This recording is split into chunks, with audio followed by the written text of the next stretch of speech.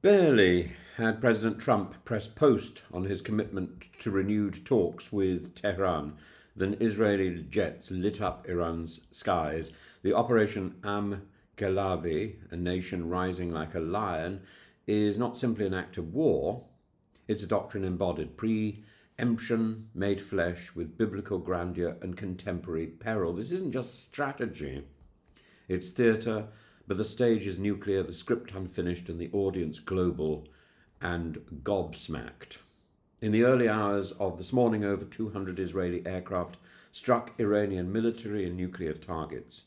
The enrichment facility at Natraz, the crown jewel of Iran's nuclear ambitions, was hit, along with missile sites and command centers in Kermanshah and Tehran. No radiation leaks were reported, but death tolls were.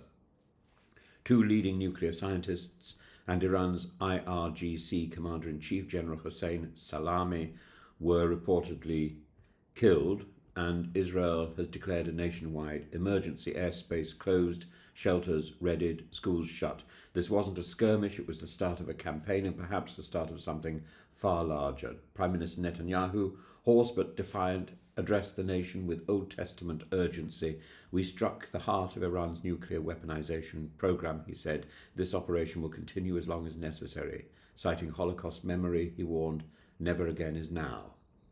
It's a phrase crafted to shield all acts in the name of existential defense, but it's also one that compels us to ask, has Israel preempted catastrophe or accelerated it? Trump characteristically played both sides of the chessboard. Publicly, he preferred diplomacy. Privately, his officials had been briefed. He called the strike something that could very well happen, a phrase as equivocal as it is enabling. By allowing Israel to act as the bad cop, Trump retained the illusion of statesmanship while outsourcing escalation.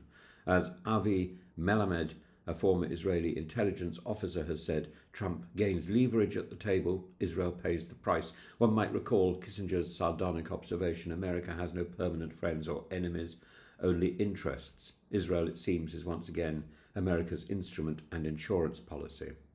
Iran's supreme leader, Ayatollah Khamenei, responded with theatrical venom. The Zionist regime has raised its filthy, blood-stained hand. His promise of severe punishment signals not only symbolic outrage but strategic preparation. Already reports emerged of over 100 drones launched towards Israel. Iranian military bases went on high alert. The balance of power now rests on whether Iran opts for retaliation aimed at Israel alone or drags US forces into the theatre. A regional war is no longer hypothetical, it is logistical. Iran's claim that it is acted not merely in self-defense but in self-preservation. The just war tradition allows for anticipatory self-defense, but only if the threat is imminent, the response proportionate, and the war was the last resort. Was this proportionate, therefore? Is Iran a week from a bomb or 2 years from a bomb? Was diplomacy exhausted or merely inconvenient? The parallel with June 1981 is haunting. Then Israeli jets destroyed Iraq's Sirak reactor. The world condemned it. 8 years later, many tacitly approved it. But that was one site, one strike. This is a regional earthquake. And the reverberations may not only reach Riyadh and Baghdad, but Vienna, New York, and the UN itself. Netanyahu invoked Numbers 23-24. Lo, a nation rises like a lion, but biblical lions often fall to their hubris. The question is whether this rising will become a roaring success or a fatal overreach.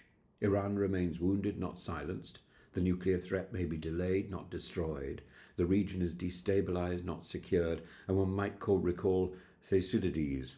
The strong do what they can and the weak suffer what they must. But sometimes even the strong make catastrophic miscalculations. In the days to come, we shall discover whether Israel's boldness brings security, or whether, like Icarus, it has now flown too close to the sun.